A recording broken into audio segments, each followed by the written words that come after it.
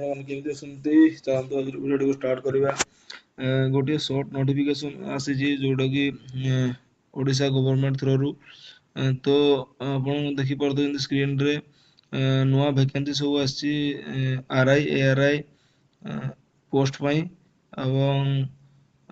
VAW post पाई भी आसी तो हमें देखि नेबा कौन से शॉर्ट नोटिफिकेशन रही तो जमती अपन देख पड़ते application are invited online for combined recruitment examination 2025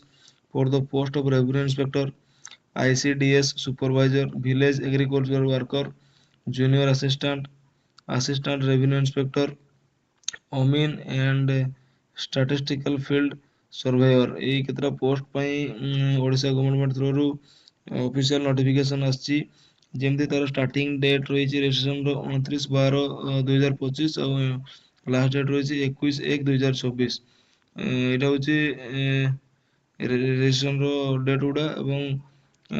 submission of online application रही 29/12/2025 रो 29/1/2024 तो ये गोटे शॉर्ट नोटिफिकेशन आसी जदि आपण माने आरआई कि एआरआई अन्य जो देता पोस्ट में अप्लाई करने चाहता तो आपण माने फुल नोटिफिकेशन आसला पर ताको पढ़ी कि आपण माने अप्लाई करि परिबे के तारिख ना 21/1/2024 पूर्व अप्लाई करि परिबे तार कंप्लीट नोटिफिकेशन एजे आसीनी जदि आसीबो ताले पुणी मु आ गोटे वीडियो बनै कि निहाती अपलोड करबी तो आपण माने जा द्वारा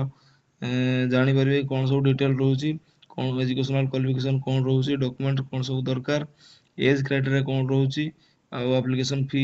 केते कोन रहउची ए विषय हमें कंप्लीट नोटिफिकेशन आसला पर कथा हवा तो ये गोटे शॉर्ट नोटिफिकेशन आसला आरआई एआरआई एग्जामिनेशन पई ओडिशा सरकार को तरफ रु